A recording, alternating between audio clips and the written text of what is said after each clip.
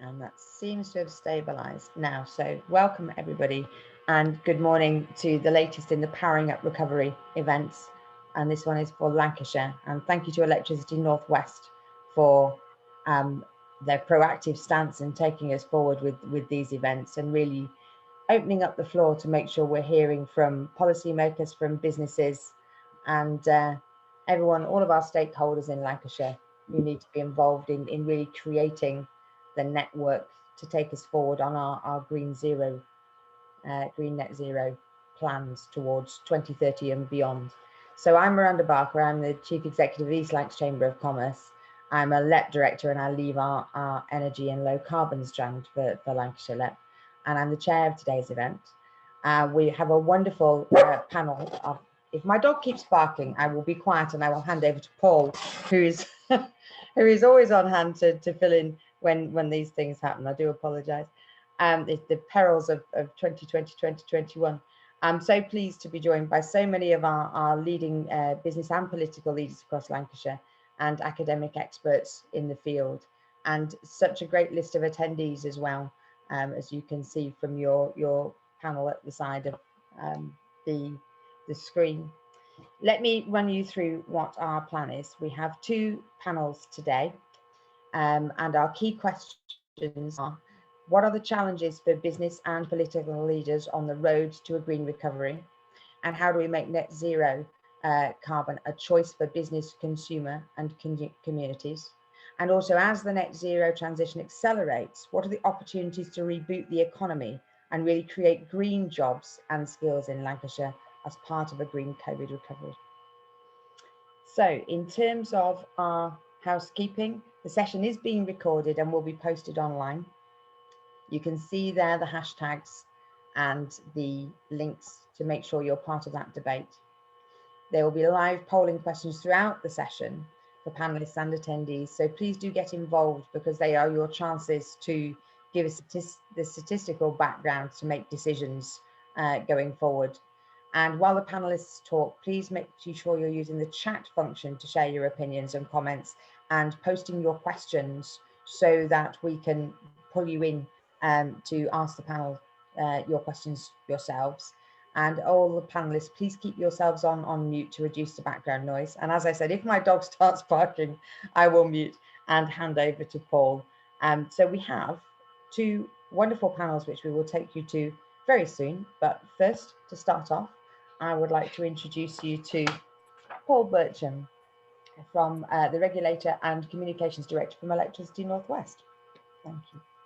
Thanks very much, Miranda. Really great to be running the 2021 Powering Up series of events, starting with Lancashire this time around. And we're really focusing on powering up the recovery. So we had a very successful campaign last year with the Powering Up events, and we're really focused on the recovery now. COVID has just dominated the news, hasn't it, for the past year? And it's very easy for the very pressing climate change emergency that we face to be pushed into the background. But it's clear that the economic response to the impacts of COVID-19 must benefit the environment, while the plans to address climate change, to get to net zero and to improve our environment must benefit the economy and society and drive our recovery. So that's why we're really keen on a green recovery. We have, jointly with Ofgem, launched a green recovery scheme, and as part of phase one for that scheme, we had the acceleration of some of our own infrastructure projects in 2020, including the going as fast as we could on the infrastructure to support the Samlesbury Aerospace Enterprise Zone. That was part of phase one of the Green Recovery Programme. Phase two is under consultation now, closing on the 19th of March, and that is on our website. But that does include additional support for EV charging in Lancashire, for technologies that can create additional capacity on our network to support the rollout of low carbon technologies. So I'd urge people to take a look at the green recovery pages on our website for that. And if you want to support the Lancashire-based projects on our long list, then get your support in for those. Because now really is a critical time for the region and for the power network. The decisions that we make now have an impact on us for the long term, and some of the decisions that we have to make in 2021 as Electricity North West are key, because this is the year we submit our business plan for investment in the region from 2023 to 2028. So that's really a massive driver for us in terms of this engagement. So we're really keen to hear from all of our stakeholders what's important to them about what we do and the wider green recovery. How fast should we move to power up the recovery in Lancashire? What are the specific challenges and opportunities that Lancashire faces in the recovery? And what do you think Electricity North West's role should be? Maybe beyond infrastructure, what should our role be in driving a green transition to net zero? What should our role be in supporting customers across the region who are struggling, who have found their circumstances exacerbated by the COVID situation? And how much support should we be providing to protect customers in vulnerable circumstances? So how we do all of that and balance the achievement of net zero whilst balancing the impact on bills is really critical for us, and the big topic of engagement for us as we finalise our business plans this year. And it's really important. I'm really pleased that we're talking to businesses today, because businesses account for about 2/3 of our income, and through the bills that they pay. But our research has shown that maybe some businesses are less willing to fund through their energy bills, supporting customers in vulnerable circumstances or driving this transition to net zero, than they are to fund things like improving the reliability of the electricity network. So we've got to make sure we get the right balance between service and cost, taking on board the views of all of our customers who use the electricity network, from the domestic customers to the major energy users, as well as all the views of our stakeholders. So today is an important day for Lancashire, an opportunity to drill down on the challenges and opportunities ahead. I'm really looking forward to hearing views from everybody across the panel on the key questions, and hearing how we can go forward, power up this recovery, stimulate clean growth, good jobs, new skills, and drive forward the economy that will benefit everybody whilst getting to a very challenging set of net zero targets. Thanks very much, Miranda. Back to you. Thank you very much, Paul. I think Electricity North West is both a very proactive DNO nationally, but also has a uniquely useful position across the Northwest. Because as you say, what should you do to take it beyond just putting the infrastructure in place? And I think you've got an opportunity really to be a good intelligence source for us in Lancashire, seeing what's happening in Cumbria and in Manchester and in Liverpool, and taking those ideas and helping us understand where you see elements that we need to pick up in Lancashire. And I think we benefit from learning that from you. Also, we know that you have a desire to make sure the energy network in the area is really ready to help us go forward, not just with working with our key manufacturers and those really seriously energy consuming businesses to make sure they're ready, but also to make sure that our burgeoning low carbon sector is really able to capitalize on the skills we've got locally to make sure we can really be part of the green and net zero recovery for the UK from COVID and beyond. So we're really pleased that you've got that proactive stance. And today is all about that. Today is about hearing the discussion, obviously, from our panel members, but especially for getting the input from our audience members, looking at the list of attendees that we've got. You are hugely important in terms of your use of energy, your need for energy, and also your helping driving us forward on this net zero agenda. So please get those questions in there. The plan is to work through the panelists, first of all, asking them the basic question, which I'll rephrase again in a moment, and hearing for sort of literally just 2 or 3 minutes of introduction and their take on each of those people's opinion about that leading question. And then we'll go into the Q&A from the audience. So please get your questions in so that we can start to call on you and find out what the panelists think about what you have to say, and also start to form that strategy for Electricity North West to go forward. So let me just introduce you to our first panel. We have 4 members for this panel. We've got Damien Waters, Director for the CBI for North West. We've only known each other for about 22 years, Damien, so I think it'll be nice to see you again. Councillor Michael Green, Cabinet Member for Economic Development, Environment and Planning, Lancashire County Council. Nice to see you, Michael. We have Harry Hoster, the Director of Energy at Lancaster University, Director of Energy Lancaster, at Lancaster University, and Mark Lees from Heysham 1 and 2 from EDF. Good morning, Mark. It's nice to see all of you. So first of all, if you could introduce yourselves and give us your brief answer to the question, what are the challenges for business and political leaders on the road to a green recovery? And how do we make zero carbon a choice for business, consumer and communities? And we'll go off in that order that I've given you already. So Damien first, please. Thanks, Miranda, and nice to see you, and nice to see that the photograph you put up of me was about 22 years old as well. So, morning, everybody. So, as Miranda said, I'm Damien Waters, and I'm Director for CBI in the Northwest. CBI is Britain's biggest business organisation, and I'm absolutely delighted to be here with you this morning. And to answer the question directly, what are the barriers? We do a huge amount of work and have been for many, many years on climate, net zero and carbon reduction. And barriers fall into kind of 3 main categories from what our members would tell us.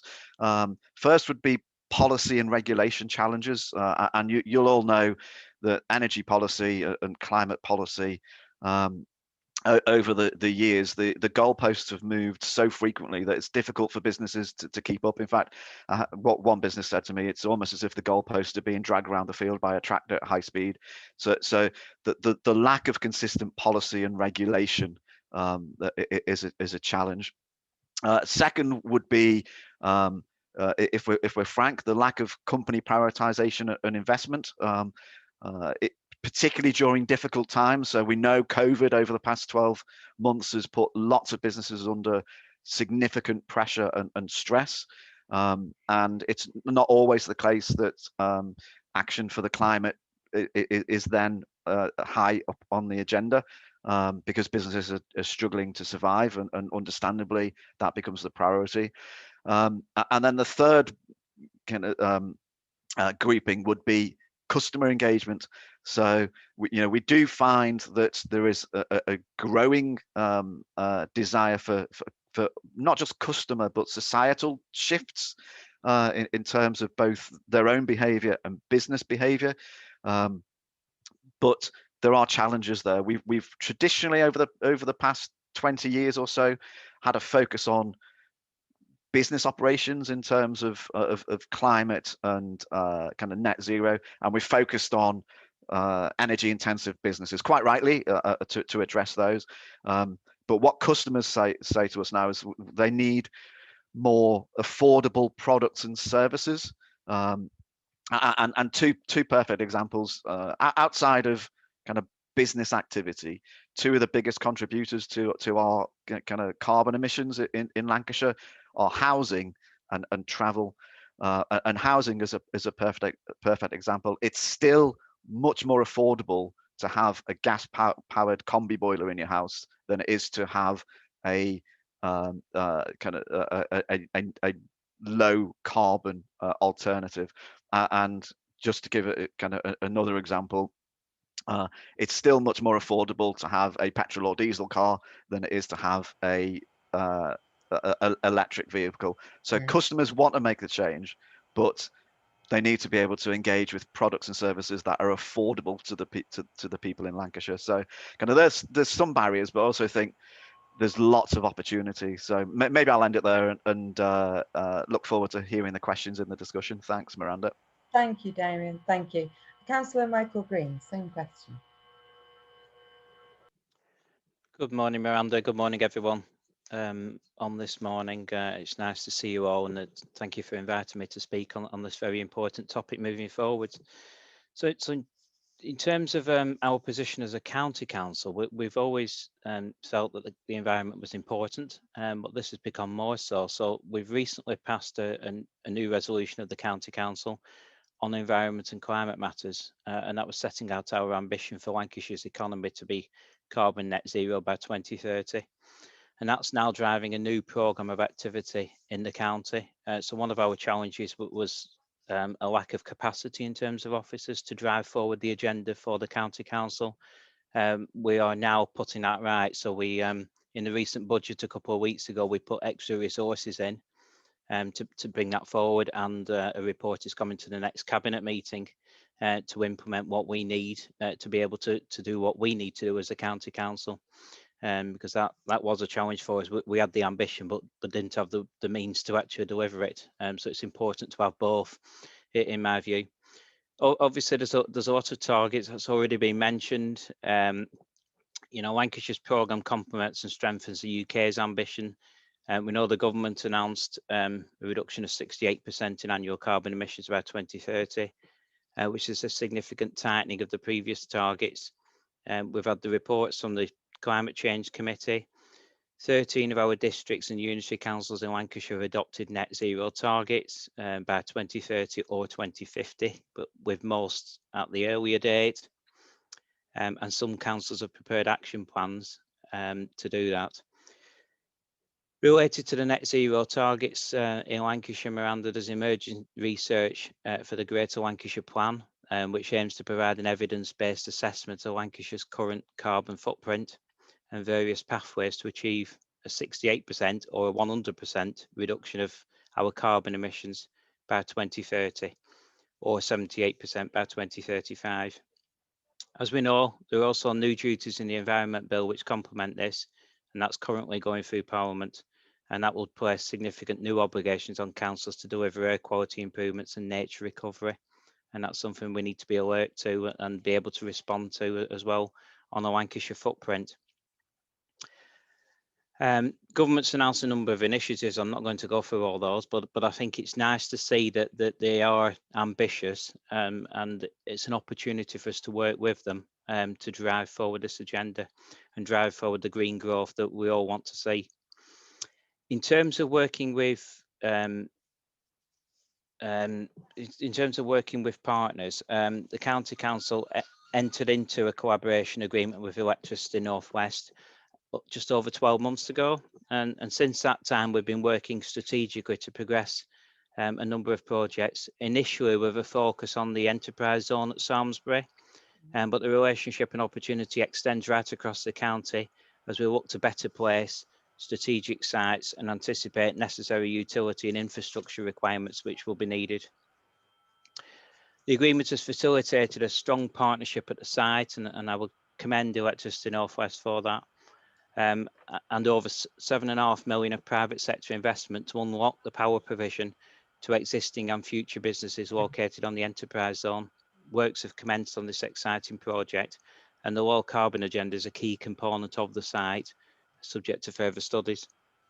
The Samlesbury site holds the potential for a further 1 million square foot of development, 2,500 to 3,000 jobs to progress in the advanced manufacturing and engineering sector. We've completed 3 developments on that site to date, and we're progressing with a £6.7 million growth deal programme of utility and infrastructure. As a county council, we continue to drive this key economic recovery site forward, and inquiries have ramped up significantly in recent months, which is pleasing to see. We've got a clear, strong message that we are delivering. So sites such as the enterprise zone provide a key opportunity for partners such as the County Council, British Aerospace and the LEP to work towards stimulating jobs, investment and economic recovery particularly in the challenging times that we find ourselves in with the global pandemic. I'll leave my comments to there, and I look forward to the discussion later, Miranda. Thank you. Thank you very much. Yes, it's good that we've got that anticipatory investment now happening, and I know that's a hard thing to do for both Electricity North West and councils, but it's good that it's there. So if we can move on swiftly, please. Harry Hoster, Director of Energy Lancashire, please. Thank you. Maybe one day I'll be Director of Energy Lancashire. Let's see. Moving up. So yeah, so I'm coordinating the energy-related research at Lancaster University, currently with a specific focus on energy storage and batteries, and recently moving on to hydrogen. So my view is a bit in a tunnel of energy storage in combination with renewables. And I mean, the general observation that we see, we engage a lot with the local councils and also local businesses. We see that whatever you want to install that is green doesn't really require a lot of research, because anyway, you can only install what's already there, but it's typically always more expensive, and we heard that. And this, I mean, there must be ways of having a systematic access to contracts for difference to make sure that things are happening, even though they might be expensive, because they might be the only green way forward to go. And the other thing that is important, if you then do it, don't import the cheapest thing that you can find via the tender. Make sure that local businesses are involved in it. So there is a chicken egg situation. When we tried to roll out local projects, there were hardly any local companies that we could have to rely on. And if we talk about really powering up the local economy in Lancashire, ideally that should not be only Lancashire as a consumer, but also delivering things, and that needs building a skills base. And that chicken egg problem is only solved if you have really projects going forward that are happening not in 10 years, but ideally starting very, very soon. And the big opportunity that has to be seen is looking into going beyond just electricity. Sorry for Electricity North West, but considering real fuels and considering hydrogen in that context, because you will not replace all boilers in the region suddenly overnight by heat pumps. That's not going to happen. But what is feasible is feeding greener fuels into the existing gas grid infrastructure. And I think there's no way for a green recovery without that. So that's my piece, and I'm happy to hand over and hear what EDF has to say. Thank you very much, Harry. And there you are, Mark. Perfect segue. Please tell us what EDF does have to say. Thank you. Hello, so I'm Mark Lees. I'm the director of the Heysham 2 power station. Challenges just now, well, the world has certainly changed, hasn't it, in the electricity supply industry, and gone are the days where we didn't bother what was behind the light switch when we turned it on, and everyone wants to know what's behind that now, especially young people, I would say. So I know I have 3 kids in their teenage years, and they want to know it's renewables behind that switch. And even given that their dad has worked in the nuclear industry for 30 years, doesn't really cut it with them. They want to know that there's something really green and new and fresh behind it. So I've got a job to do there. It's obviously a time of massive change, isn't it? And I have a background as an electrical engineer, so all of this stuff absolutely fascinates me. So I sometimes have a little fear about, let's call it, the technological competition between the different new emerging technologies here, and it almost extends to technology shaming, which I find a little bit of a shame. So as we develop these new technologies, we will need a mix. And I used to think this back when I started in the industry, that there's no one magic technology that's the solution to all our electrical problems. You do need a mix. I think we saw the reason for that in Texas recently. You get some extreme weather conditions, and that can knock out, for whatever reason, one particular generation source. And you can see the almost immediate social impact when you lose electricity. We've come to take it so much for granted, haven't we? We've all got a bit of a privileged role in the industry somehow, in keeping society moving by providing accessible to all, reasonably priced electricity, and if we can do it in a very, very low carbon way, more the better. And the fact is, the industry I work in, which has probably been the largest single source of any electrical power, but certainly low carbon power in Lancashire, by the end of the decade, as it currently stands, there'll be no nuclear provided generation within Lancashire. And given the history of nuclear technology, nuclear power in Lancashire, in many ways that's a bit of a shame as it stands right now. But what we do have is we have some fantastically experienced people in nuclear technologies, but also just fantastically experienced technical people that already feed loads of other industries. And in fact, I know quite a number of people who have grown up within Lancashire with a nuclear background that's actually powering the nuclear renaissance around the world. So I know many Lancastrians who are all over the world contributing to new nuclear power all over the place, which is actually fantastic.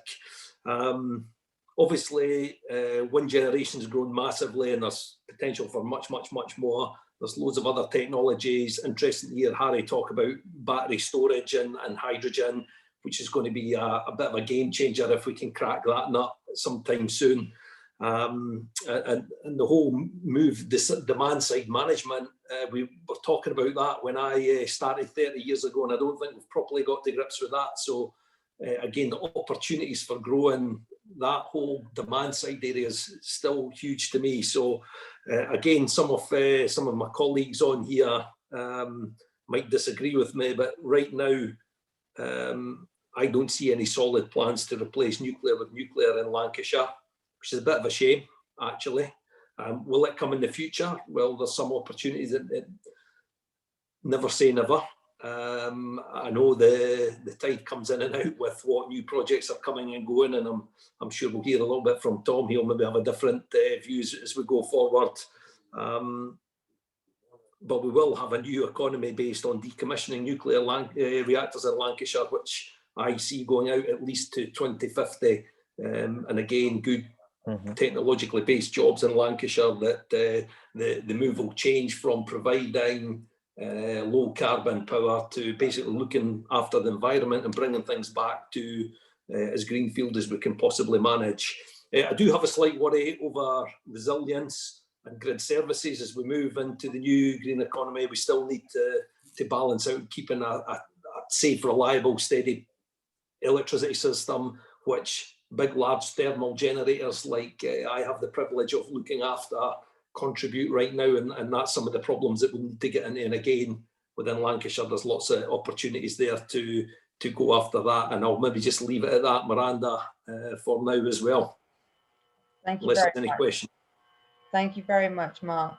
Thank you, all of you, for your starting thoughts there. And I'm pleased to hear that it's all so much about the opportunities and about the positivity going forward, and about trying to create with the resource, whether it's in the public sector or the motivation and the right support systems in place for the private sector to move forward with the agenda. No one's arguing against the agenda anymore. It's all about how do we do it.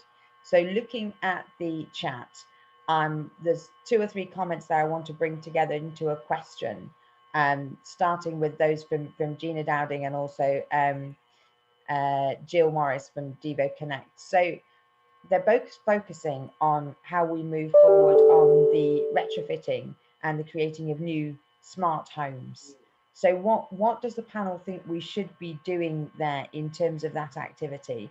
I mean, there's a whole load of suggestions there, from the cutting the VAT on retrofitting to actually requiring baseline standards for the build of all new homes.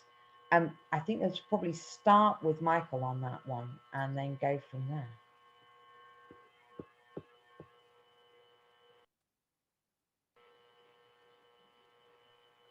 Thank you, Miranda.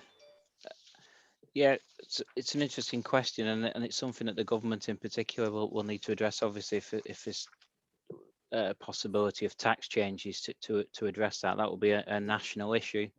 but it's something that clearly needs to be looked at, because that will make a significant contribution towards this agenda as we move forward.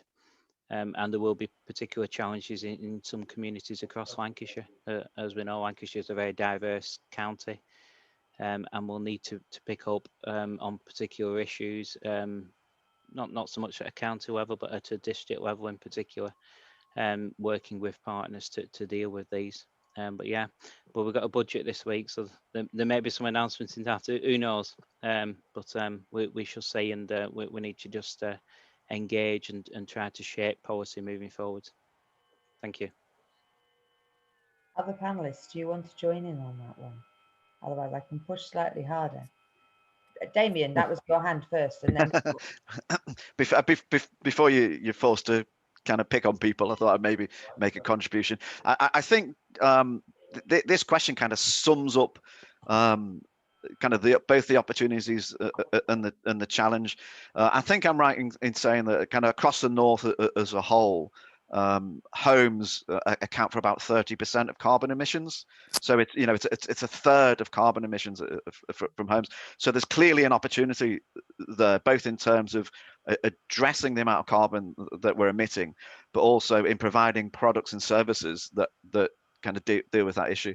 But it's not a simple kind of one answer question, because it needs a combination of, I think, government regulation and kind of response across the country. There's a skills issue that needs to be addressed. So if we take, for example, I've been working with a housing association.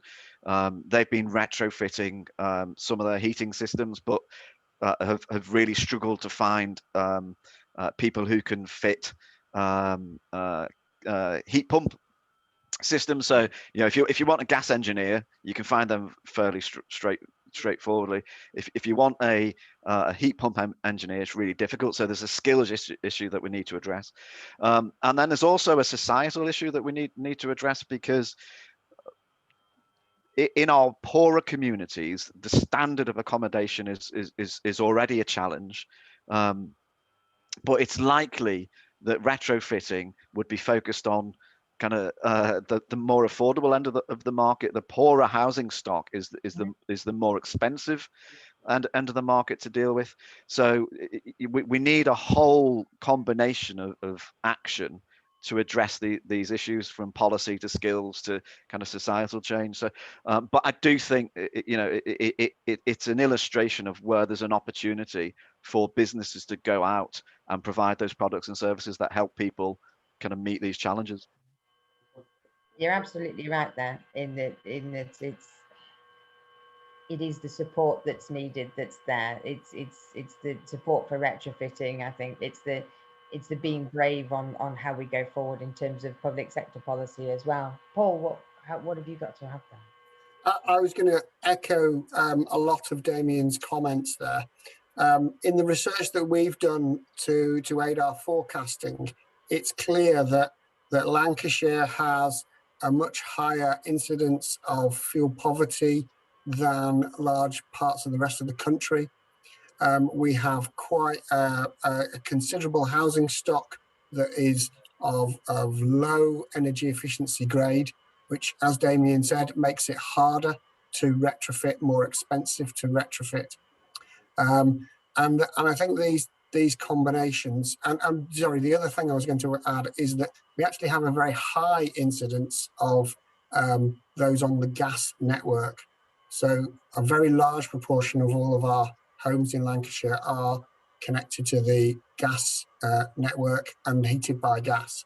So the transition is going to be a really big challenge for Lancashire in terms of domestic heating, and it's going to require skills, as Damien's already highlighted. It's going to require proactivity to stimulate the green jobs that come along with that as an opportunity in the region. If we're not careful in Lancashire, what will happen is that Lancashire will be a laggard in this transition to retrofitting. And therefore, what we will be doing is importing the new skilled jobs from other regions of the country that have gone first. So if Lancashire wants to seize the economic opportunity presented by the investment that's essential in retrofitting our housing stock and improving the lives of those who do struggle to pay their heating bills now, then real proactive action is required, so that we go further and we go faster, and therefore we're not a laggard to the rest of the country in importing their skills. We become an exporter of skilled resource out to the rest of the country. I couldn't agree more. I think that's exactly the key, in that we have to be forceful with this direct action. I hate to be the chair that comments, but you know this is my personal subject, so I am going to.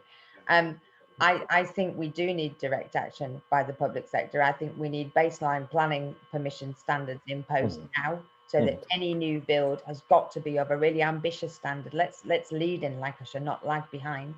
I think we need to bend the public sector funding to come, whether that's the UK shared prosperity funding or whatever else, to make sure we're subsidising retrofit and pushing on government to make that move. And I think we have the opportunity with the skills agenda, if we invest, to really lead the deployment. But as you say, you can't find an energy ground source heat pump engineer for love nor money. We need them training. Moving on to industry, because I'm conscious of two of our panelists very much from the industrial side. Do you think that the picking up the question again from another one from Gina, do you think that the opportunities in the energy sector, including nuclear, to come will give a good diversification route for some of our business sectors that are under pressure post-COVID? To Mark and to Harry especially. Yeah, so Miranda, that's an interesting question. With the maturity of the nuclear area, the suppliers that we use are well established, and there's a history of relationship that runs back many of years. So it can be quite difficult to open up new, innovative ways of supplying the industry in any meaningful way. Now, that doesn't mean to say we shouldn't try to do that. I posted a comment when we were talking about education there. I used to be filled with shame driving past Lancaster and Morecambe College every day, a college similar to where I started, and I think, wait a minute, I run a pretty major industrial plant not 4 miles from here, and we have little to no interaction with that college. So we've reached into the college to try and build a bit of a relationship there, because it's right on our doorstep. And to be honest, it wasn't that hard to find an opportunity where they could help us and we could help them.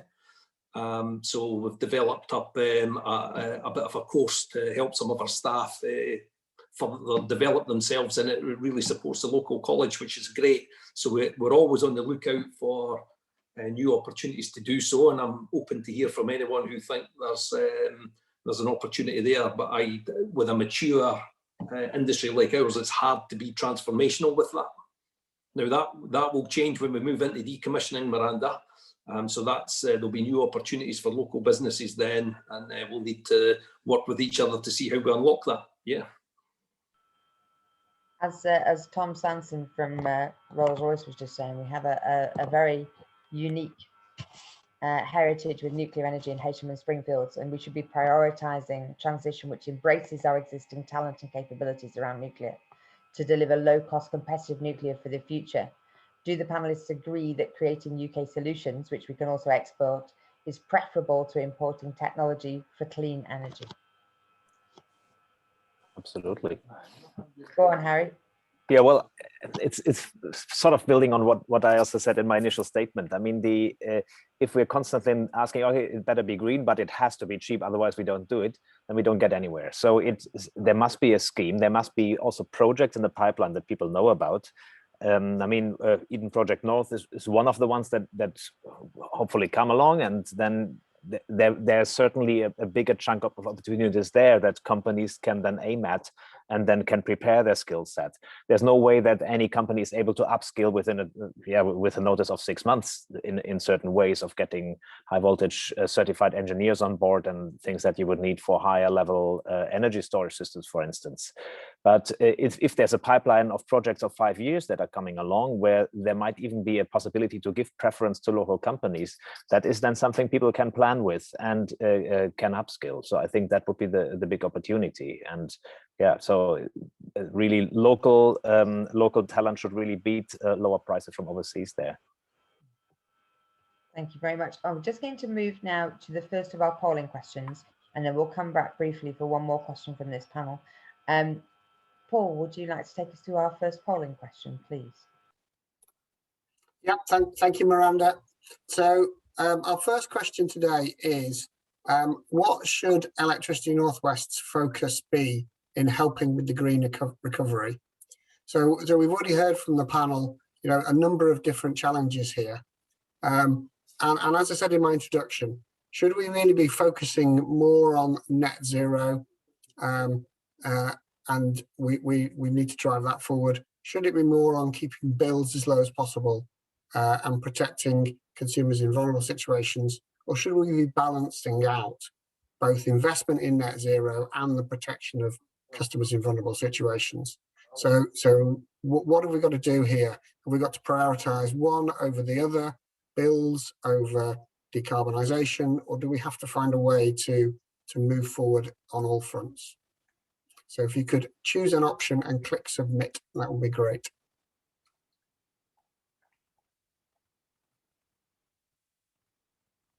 And hopefully I will see how we're going.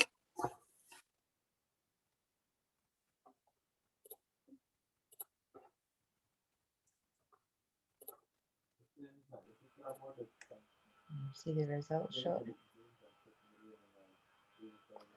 So I've got 32 responses have come in so far. I'm reliably informed. If we could maybe, we're getting more coming in. That's great. People casting a vote. Maybe it's worth us having a look at the initial set of responses, see what spread we get. Okay, so a big drive towards the balanced approach, but some thought about net zero being the priority.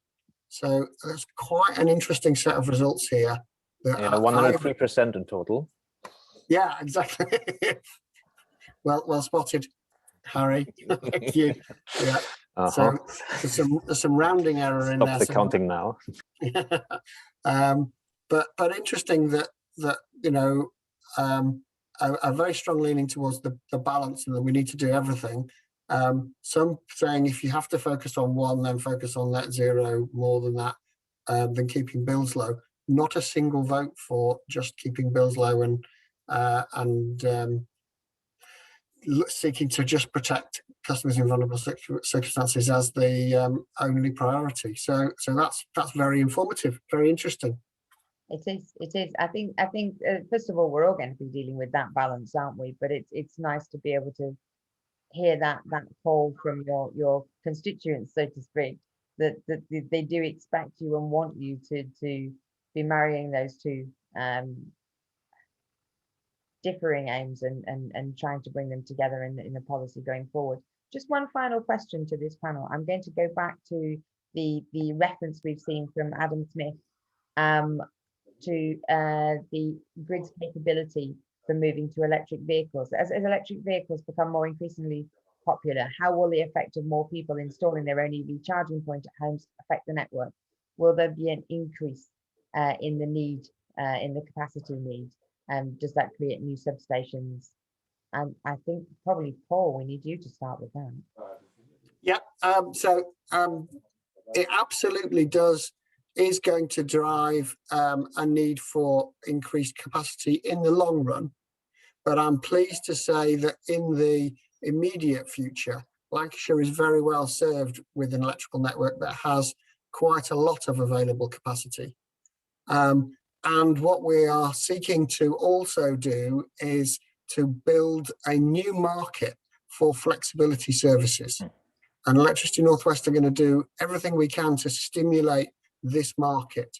We're investing in the technology that will support that. We're investing in the technology that will enable its rapid deployment. We have already done an assessment of our capacity requirements out to 2028 and issued to the growing flexibility market the entirety of all of our capacity requirements to 2028 to say, how much of this could you potentially bid for, provide, etc. So we're trying to really stimulate that marketplace.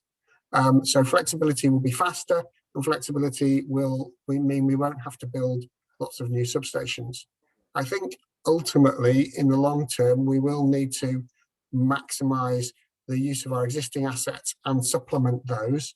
I don't think it means a large amount of new large substation building, but it will mean that we'll need to retrofit the existing assets to get more capacity out of them. But we're already doing innovative research into how you can get an extra 20% out of all of our local substations that you might find at the end of your street, and how we can control the network in smarter ways so that we spread the load across time and we minimise what we have to spend on it and maximise the flexibility opportunities. Thank you very much. Time, as ever with these things, moves incredibly quickly, and it is already 17 minutes past 11. So we need to move on in terms of our second panel. But thank you very much to our panelists so far. Please stay with us, and as our second group of panelists have been doing, make sure your voices and thoughts are heard in the chat, and we'll bring those back in, because our next questions are very much around business. So hopefully you can continue to feed in. There are also some questions being posed within the chat around what do you think, all of the attendees, what do you think are the specific challenges and opportunities that the county faces, and what can Electricity North West do to help serve those? So please put your answers in there, because the chat is used afterwards very much to help lead thoughts going forward. But thank you to Mark, to Harry, to Michael and to Damien. And we'll move on to the second panel, please.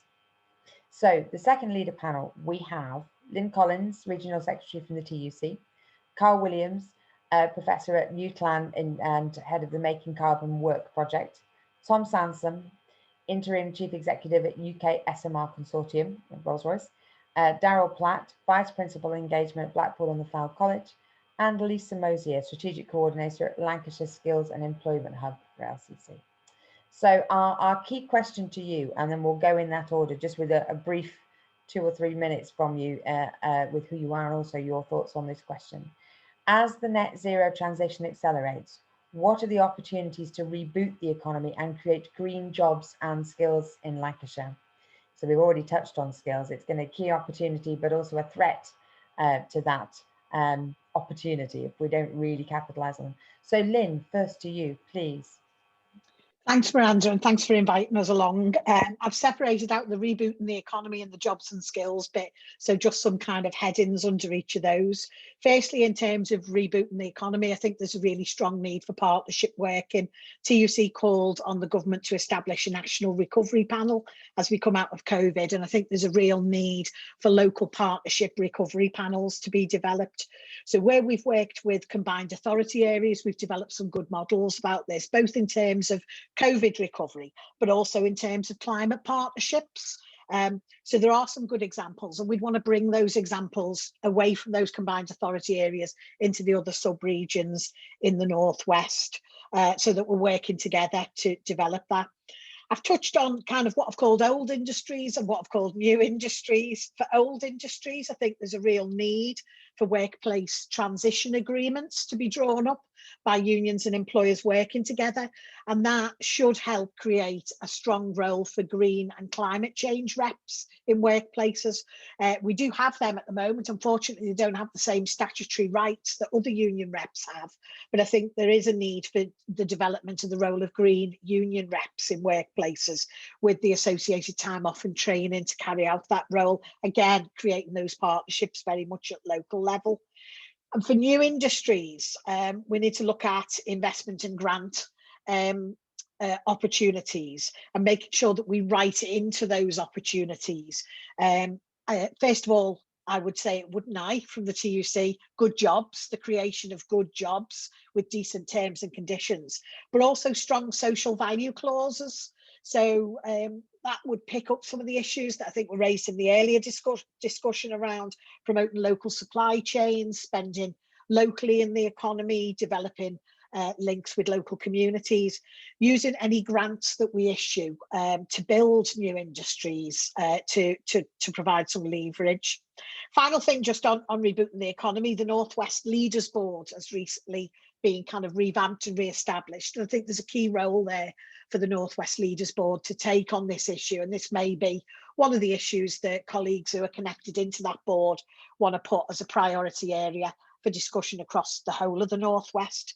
Coming very quickly then onto green jobs and skills, I think both apprenticeships and any flexibilities that are announced this week around apprenticeships and the Kickstart scheme create an opportunity to bring people into new areas of work and create those new jobs and skills with government support. The flexibilities on apprenticeships might, for instance, allow apprenticeships to be created within supply chains, so that apprentice training is shared by a number of employers across the supply chains. I don't think we do enough in connecting to schools. Colleagues talked earlier about connecting to colleges. I think we've got more we can do to connect into schools, to start to promote the type of jobs that we're going to need in our economy in the future. And at the moment, we're really only recruiting from less than half of the population into energy industries. So more promotion of jobs for women and BAME communities, and a real a strong emphasis on diversity. I think we need fair funding for the further education sector. If we're going to deliver retrofit, it's going to be delivered by further education providers, training up the people to do that work. But their sectors took a massive hit in terms of funding and is seen as very much the poor relation to the HE sector. So fair funding for them. And finally, just to say, the government announced in October they were withdrawing the funding for the Union Learning Fund.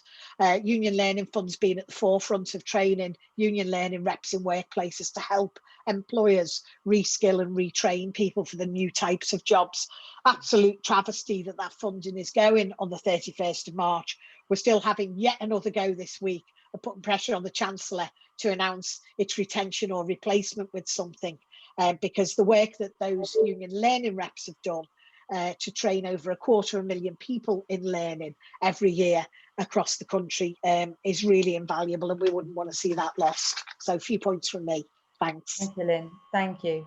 I know what you mean. There's a huge opportunity if our businesses are able to train up their staff, their existing staff, and see new staff coming through to take these jobs and to see this shift in industry. There's some really good conversation going on in the chat, a lot of connections being made between people, and hopefully some collaborations to come. So do make sure you're part of that. So the same question to Professor Carl Williams from UCLan. What are the opportunities to reboot the economy and create green jobs and skills in Lancashire? Thanks very much, Miranda, and thanks very much for inviting me along to the panel. We're in tough economic times at the moment. We've got the Chancellor looking at potentially increasing taxes amongst businesses.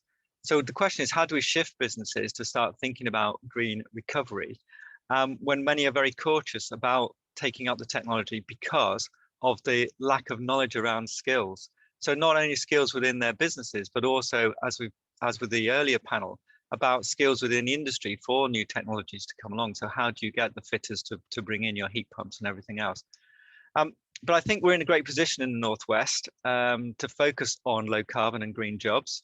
And I think it's really important as we come out of COVID that there's much more emphasis on businesses embracing net zero and looking at how upskilling their workforce can actually help them to move forward with that. That will help the Lancashire business become more competitive and fit for purpose, and will also allow them to focus on the carbon agenda. And green jobs require training and upskilling. And I think within the Northwest, we have some really good universities, we have some really good colleges that can support that. And as Lynn was saying, through apprenticeship schemes, the government is always talking about extending the apprenticeship schemes at the moment so that you can carry from one company to another, which would be really, really useful. But it's not just about providing apprenticeships, it's also about upskilling within companies as well, because lots of companies find they don't have the skills within that to embrace a new type of technology, to embrace a new way of manufacturing, to embrace new products. So again, the HEI and the college sector can help companies to upskill their existing workforce as well. And the other thing that we have here uniquely within Lancashire is that we have a number of European regional development funding projects which are focused purely on carbon and supporting companies to make that change. So I lead the Making Carbon Work project. Also I'm part of the Eco Innovation Northwest. Miranda, you have your ERDF project as well. And I think the challenge we have is trying to engage companies to realize how important this is now to get involved in looking at their business, looking at what skills they need in their workforce, looking at what grants and opportunities are available, because we don't know how long these opportunities are going to exist. We don't know what the government is going to replace it by in 2023. And really what we want to try and motivate companies and businesses here is to start to engage now, so they can see what skills they need for their workforce. They can see what opportunities there are for them to change their processes, to change their way of working, and also to engage in renewable energy and other things. And I think it's really important, especially as Lynn has mentioned about supply chains as well. So to seeing where they fit within the supply chain, because I think there's going to be much more emphasis around net zero within the overall supply chain, whether you're a business as part of a supply chain or whether you're a larger business that has a supply chain, you're going to start looking at companies and how they fit into that. And I think that's the whole package around green jobs and low carbon technology. Yeah, I think you're right. I think we're going to see this whole balance throughout the whole of this morning. It's about an opportunity and a threat. There's a threat if you don't take advantage of it, but there's a really big opportunity to be at the front of the sort of first mover piece with businesses, both in terms of moving your supply chain forward, but also hopefully in terms of getting into public sector supply chains. If they become more stringent, then that will be another way of encouraging our business audience further forward with carrots rather than sticks as well. So to move on to Tom Sansom from the Interim Chief Executive at UK SMR Consortium. Please, Tom, thank you. Thanks, Miranda, and thanks Electricity Northwest for inviting me to come along today and speak. I've actually been in this job for 11 months, all from my house in Lancaster, so it's great to be talking to a local audience for once, so thanks for that opportunity. With our SMR programme in Rolls-Royce and with our consortium, we're now moving forward. We've now recently secured the government grant funding for the next phase of this programme with 250 million. And we're currently raising about 300 million to take the design through its regulatory approval process with the UK regulator. That grant funding has been hugely important for us to innovate, because we are innovating here to create a new way of delivering nuclear that's specifically focused on a factory-built, a fully integrated nuclear power plant that's delivered to site. And that allows us to then achieve a low-cost nuclear solution that is deliverable with confidence, given it's factory built and is investable, so we can build it out. And it's important for me to highlight the fact that this is a UK design that will be UK manufactured. And from a clean energy perspective, that's a 80% plus UK content solution in this clean energy transition, which I think is something that many other clean energy solutions will struggle to achieve in terms of what we've got as a potential in the UK to manufacture and to produce something as clean and as manageable as this as a technology, and cost competitive. We're looking at being below £50 a megawatt hour and even down as low as £35 a megawatt hour if we access the regulated asset-based funding model. Funding is crucial to the actual end consumer cost for this technology, and that range of £35 to £50 a megawatt hour is highly compelling and competitive. And within that number, there are jobs, factories and sites that can host this technology across the Northwest. And in particular, as I've mentioned already, with nuclear sites and nuclear fuel fabrication, Lancashire has a huge opportunity to benefit from this programme.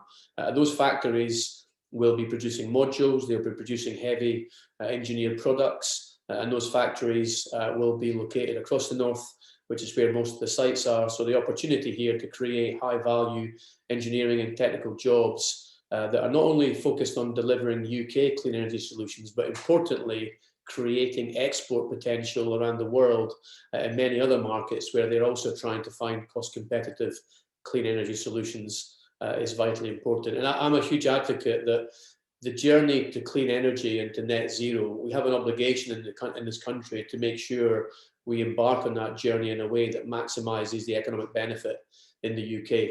I've been involved with nuclear in the UAE for a number of years before coming back to the UK. I led the NuGen program up in West Cumbria, and all of that was reliant on foreign technologies. We've now got an opportunity with a domestic technology to really revitalize our industrial base and create really high value and sustainable jobs, particularly across the north with this new technology. So that's why I'm excited to talk to this audience today and make sure we're aware, to Mark's point, nuclear has got a challenging path forward, but with this technology and with the right level of local and government support, we can really make a big difference and create huge opportunity in the UK and beyond. UK and beyond being the key point. Thank you very much, Tom. It's good to hear from you. So to Darryl Platt, Vice Principal Engagement at Blackpool and Fylde College, please. Thanks, Miranda. The areas where, as an institution, we're seeing early signs of demand in the energy infrastructure for supply to upgrade to meet future demands. We're getting lots of inquiries around digitisation of energy, monitoring use of consumer analysis and fault detection via AI. Outside of that, the construction sector, which someone touched on earlier on, we're in greener homes and retrofitting of existing housing stock.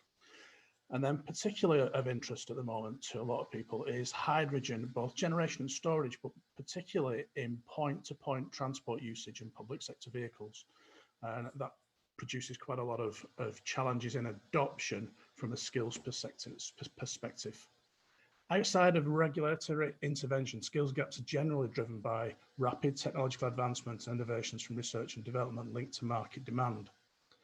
The opportunity to be able to identify these early and then co-create the skills programs with employers and research institutions in order to deliver the workforce that requires time. We've got a long-standing relationship with Lancaster University and employee groups in order to shorten the timeline between innovation and skills delivery. There's also a recent initiative working collaborative with all of the universities and colleges in the county to work this way to deliver skill solutions for the area. The speed to skill delivery and the volume of learners is particularly important when many of the skills required for a net zero transition are also required across the entire economy. For example, there's a shortage of supply of digital skills, specifically in analytics, AI, and cybersecurity. When you consider the timeline for skills delivery will be a year to develop and gain approval from an awarding body for a qualification, followed by a learning period upon entry of between 1 year for a level 3 entrant and level 3 and 3 years for a level 2 if you want to get a level 4 qual, which is what a lot of these technologies require.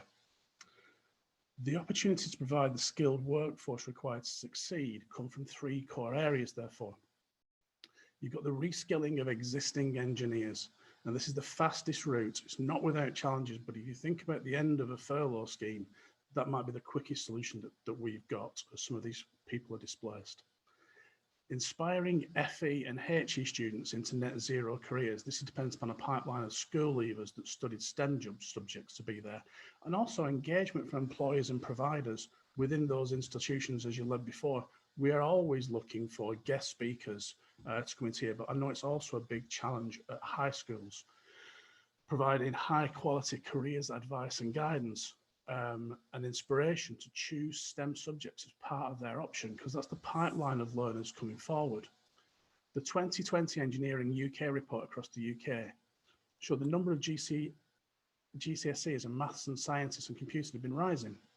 At the same time, entries for design and technology and engineering have been failing. Entries for maths and double sciences rose by 4% and 5% respectively. But in 2019, entries for engineering, design and technology fell by 31% and 22% respectively. This continues to be a notable lack of females taking elective STEM subjects such as design and technology, computing and engineering. Only 1 in 10 entries were by females, and this despite females continuing to outperform males in most GCSE STEM subjects. So in summary, I believe for the opportunities to get the skilled workforce, following the end of furlough, work with displaced engineers and get them into net zero transition. Investments in education, not just for recruitment, but also in stimulating high school learners to take STEM subjects. And a call for industry employer partners to engage early with skill providers to co-create the programs and skill the generation of the future. That's it, Rhonda.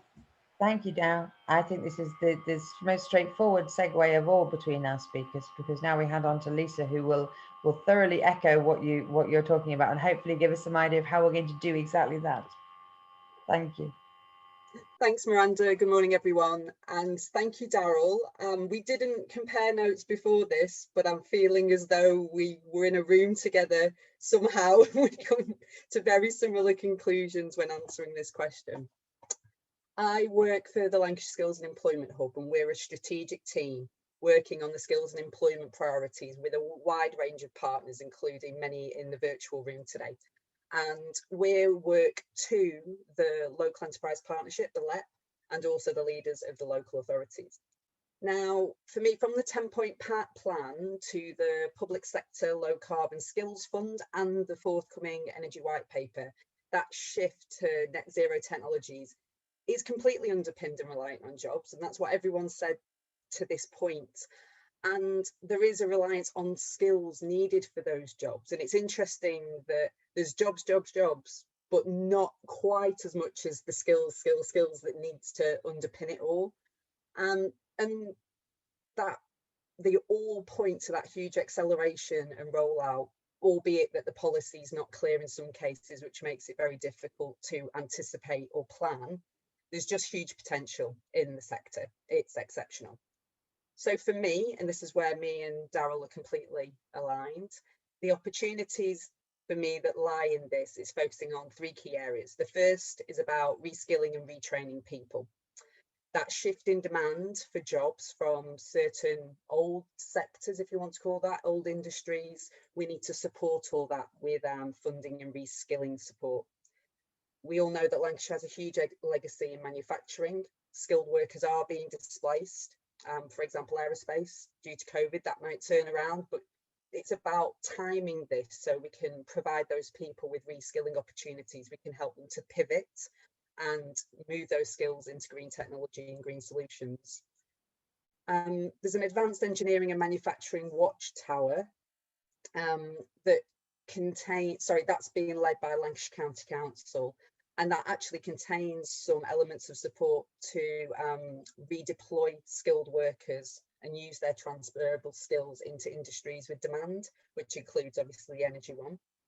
And again, skilled workers in oil and gas industry also have transferable skills, but that's kind of that longer term transfer of skills. Alongside those pivoting of skills, we've also got a lot of unemployed people, unfortunately, and what can we do to help them retrain and enter this growing sector? Now, the government have said that they'll help people train for new green jobs through their lifetime skills guarantee programme, but it's about jumping on that opportunity and making it work for Lancashire. The second, again, I'm in line with Darryl all the way, is about inspiring the future workforce and creating a skills pipeline. A strength we've got in Lancashire is a very well joined up network of education and skills organisations, right from schools through to colleges, private training providers through to the universities, alongside DWP, etc. And we all collaborate with each other, work with each other really well. And any entry point from an employer point of view, we will be able to bring into that world and support. So, for example, and this picks up on Lynn's points, Darryl's and a couple of others, that we have a careers hub. It's a network of 130 schools and colleges working with employers across Lancashire. And it's about engaging people, young people, articulate those career opportunities and the demand in this sector to inspire them to then go into it, including the huge gender inequalities. And that was a great thing that Lynn said about we're only recruiting from 50%. It's not going to help us with our ambitions. The white paper, the FE white paper, has never been so important in bringing in that key role of employers and also lifting up the FE sector, which has a key part to play, and it has been ignored too much in the past. I agree with Lynn on that, but I think things are changing now. But the key for us, that final area of focus, is about being a clear and proactive voice that can articulate skills needs and underpin the success of those first two aims. We need to understand what the sector needs to be able to respond to it, and to be able to respond to it locally, but also that opportunity to influence government doesn't seem to be more timely. In the 10-point plan, it says that the government have launched a Green Jobs Task Force. So we've got that particular opportunity to advise, shape policy and plans to ensure that the government are putting the money in the right places to support people to enter or pivot into the industry. As I said, we're, as a hub at that strategic level, looking at those priorities, and we're actually on the cusp of launching some research into the sector, and Miranda's helping us shape that, and we're working with the Work Foundation, part of Lancaster University. So that research is going to be shortly kicked off, and I just wanted to take the opportunity to encourage anyone interested listening now to contact me to get involved in that, because that's going to be us proactively pulling together our needs and being able to use that as a voice back, as I said, to the educational and skills sector and also central government. Thank you. Thank you very much. Thank you everyone so far for your comments and your contributions. I want to try and make sure we're bringing together the skills argument with the green recovery argument economically. John Whitten has posted a comment and a call for action, saying that Lancashire has some of the poorest communities in Europe. There's a huge opportunity to focus our efforts on implementing training schemes that directly benefit these communities as a route out of poverty and disadvantage. The issue of climate change is systemic, so implementing low carbon greenhouse gas schemes is an opportunity to apply clear social justice criteria to both the public and private sector procurement process. So the question is, what do we do from that to make sure those skills opportunities are being provided and taken up by those communities? And how do we get businesses positioning themselves to make sure those jobs are being provided? So how do we get our economy taking advantage of this so that it can have the effect that John is suggesting we should? How do we stimulate both the companies and the skills uptake? Any suggestions of where to start, Lisa? And then I think that was Tom at the bottom there, sorry. I think it's a balance of carrot and stick. And I think that two key pieces of work or focus should be social value, which is obviously what Lynn's already mentioned, and embedding that. We've got a social value pledge and an approach that supports businesses not only to have to write bids to say what they're going to meet in terms of social value, but also support the businesses to then undertake that and link them in, as I said, with that strong network. And the other being the UK Shared Prosperity Fund, and being able to influence that with it replacing obviously the European funds, to say this is what we need. We need to again support those people in those situations, in those areas who are unemployed, and we need to bring them back into the economy to contribute. But we've always got to say, well, where are the jobs? Because that's what underpins it all. So I think those two things, supporting businesses with funding to help them do, say, pre-employment training specifically for the energy sector. To create the jobs and then encourage the skills to be developed to fit the jobs. Tom, I think you put your hand up too. Yeah, I was going to make a point about the job creation comes from the demand, and the demand comes from manufacturing, technology, infrastructure deployments. And so we've got to try to move towards those types of decisions and turn all the ambition and the green point, the 10-point plan and the energy white paper into actual tangible programs, which will then drive those jobs. And without that kind of shift towards deployment, then the jobs are not going to be realized. So we're trying to promote within this SMR program that kind of earlier, easier decision making, a different roadmap for nuclear, because that's historically been problematic and timely and lengthy and complicated, to try to get to the end point, which is a fleet of these units across the UK. How do we have to get on the road to that fleet? What has to happen now for that to happen? So focus the dialogue and the attention on the decisions around policy and commitments so that the jobs can then be created. And then the second thing I was going to say is we fully advocate and some of you may have been involved with what we were doing in New Gen in West Cumbria. We've tried to build into this new roadmap for nuclear a delivery alliance, which involves not just industry and government, but brings to the table that community voice and that local perspective as part of the process, not an afterthought that comes out at the end of the planning cycle, so that that voice can really contribute what they can offer, what they can deliver, and how they can be part of the transition as these technologies and projects come to life. And Daryl and then Carl too would like to come in. Daryl, you first. So we've had a track record of doing something similar in both the traditional energy and the health sector for a number of years.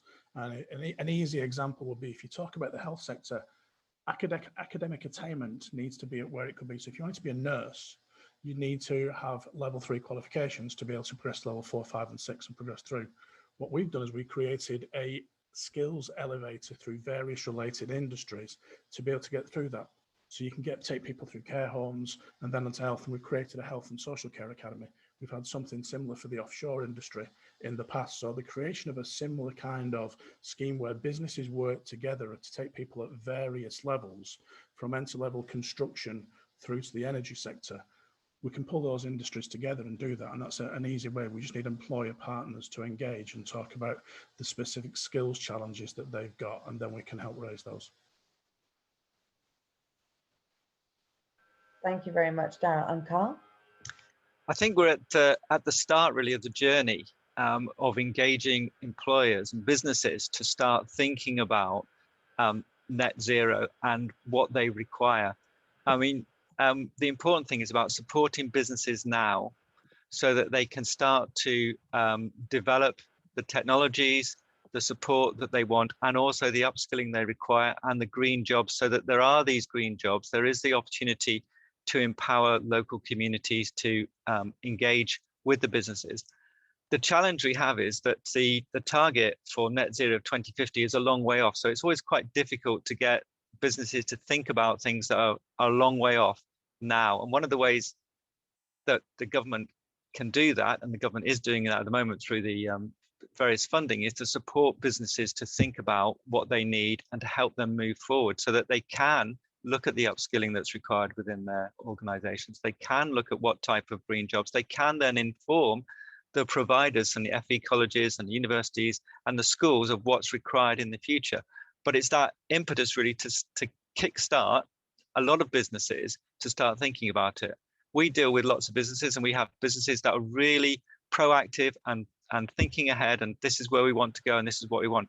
But equally, we meet businesses in Lancashire who are going, we're not in that position. We don't want to go that way for economic reasons or where the company is at the moment. And it's about supporting those sort of companies, because really we need the whole of Lancashire to move forward, just not little bits of it in different sectors. Absolutely, absolutely. I'm going to come to Lynn, and then we will go to our next poll question before I take one final point from the audience. So Lynn, please. Just a very quick point on something that really practically businesses can do, and that's in terms of supporting apprentices or Kickstart trainees with mentoring in the workplace. And this is really important, particularly if we want to diversify our intakes. You don't want to land someone in a workplace that's pale, male and stale with absolutely no support if you're trying to recruit a more diverse workforce. So we've worked with employers to develop apprenticeship mentoring programs so that they team up with experienced workers in the workplace who will support them through that. It was actually developed at Springfields, I think, in Lancashire. And we're doing something similar around the Kickstart program, because those placements will need supporters to go into work. So just to flag up to employers to start to think about how you support people coming in, because the worst thing that can happen is you get them through the door, you start training them, and they decide that's not for them and that industry isn't for them.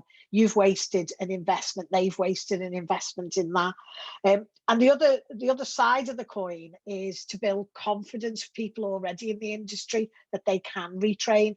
So again, we developed with our Union Learn a series of midlife career review tools to give people the confidence that they have got transferable skills. So just thinking about in those kind of energy intensive industries or industries that are being faced with redundancy, how do we build people's confidence that they have got skills and those skills can be repurposed for more green jobs in the future?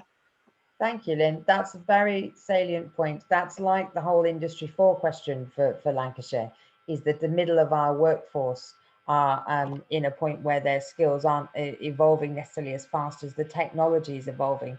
And that's now the same thing with the net zero and the green skills element, is we need to give our current workforces the confidence that they will be retrained as those businesses diversify and pivot into new sectors. So let me just come to Paul for our polling question. Okay, thank you, Miranda. And I think it's actually very pertinent to the discussion we've just had about skills and how we stimulate that pull for new skills required. So we're interested in how big a role we should have in that. Should we be stimulating this growth in new low carbon technologies? Should we be educating and advising our customers about net zero? Is that businesses? Is that domestic customers? Should we be taking on new initiatives to broaden our role and create new roles that support customers in vulnerable circumstances, initiatives to tackle fuel poverty?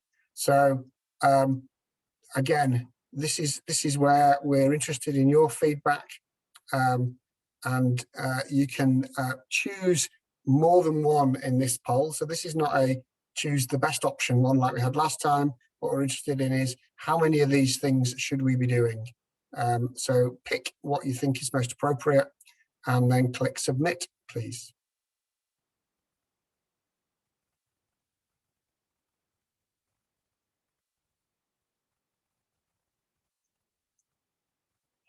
Okay, so about half the people on the conference have submitted so far, so we'll give it a little bit longer for others.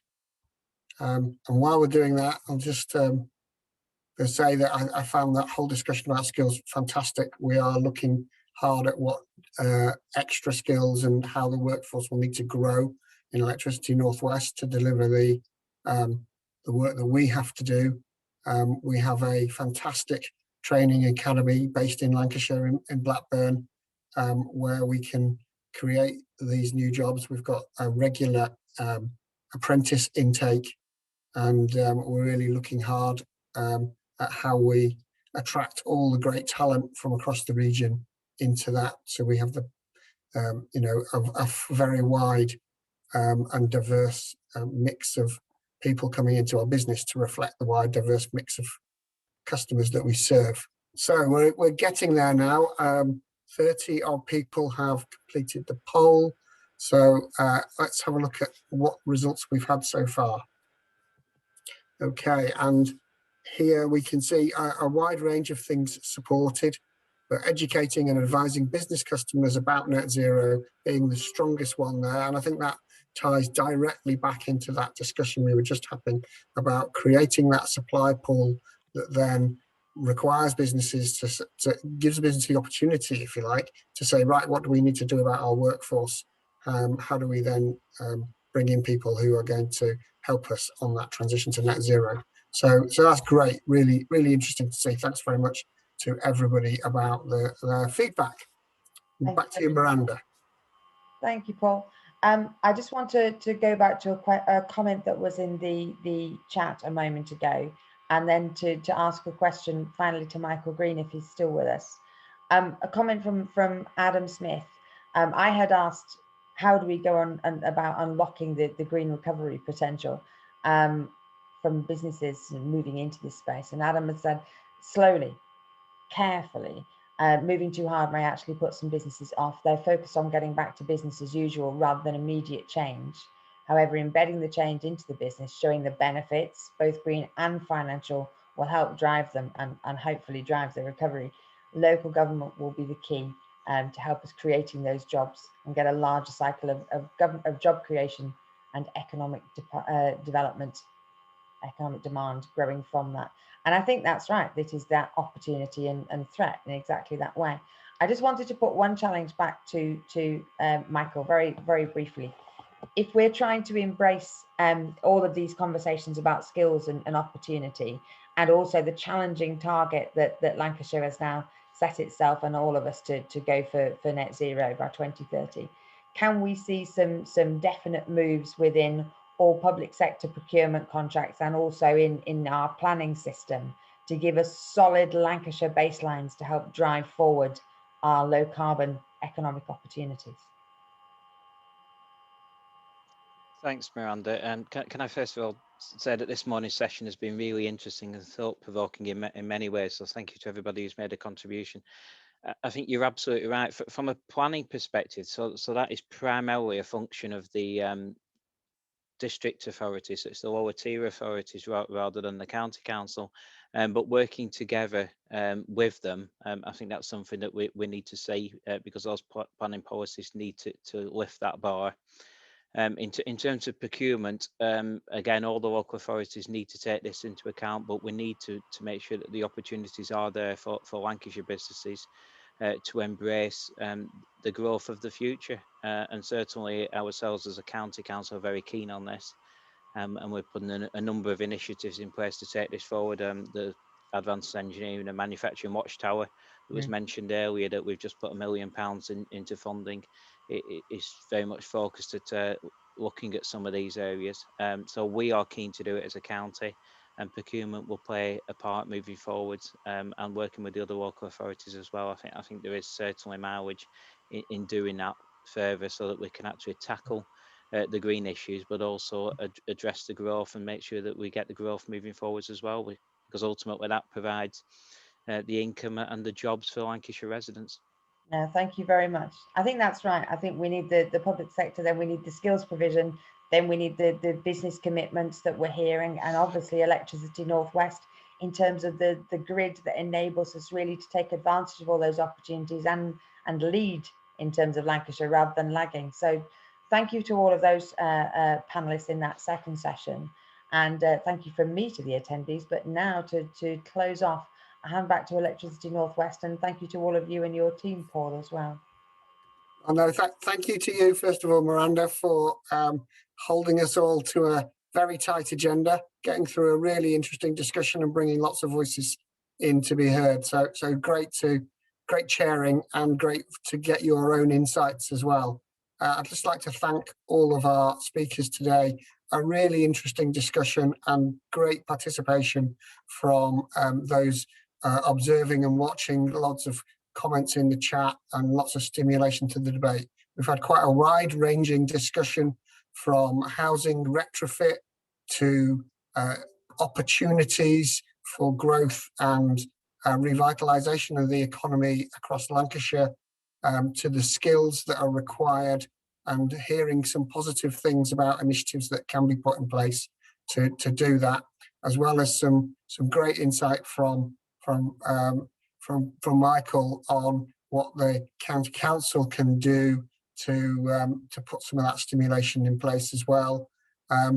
If we can continue this progress and discussion with the sort of positivity that we've seen on the and the discussion today about seizing all of the opportunities and making them benefit the people across Lancashire, then I think there's some great things that can happen here, and we can achieve these two targets of stimulating the economy, recovering from COVID, and moving forward towards a net zero future.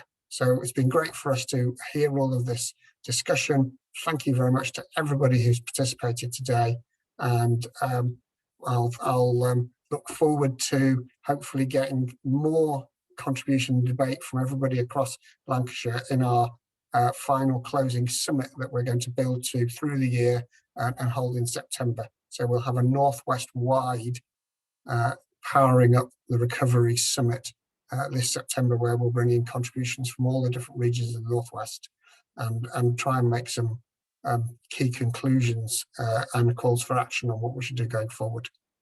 So thank you very much, everybody, and I wish you a good afternoon and a good week. Thank you. Goodbye. Thanks. Bye. Thank you. Bye. Thanks.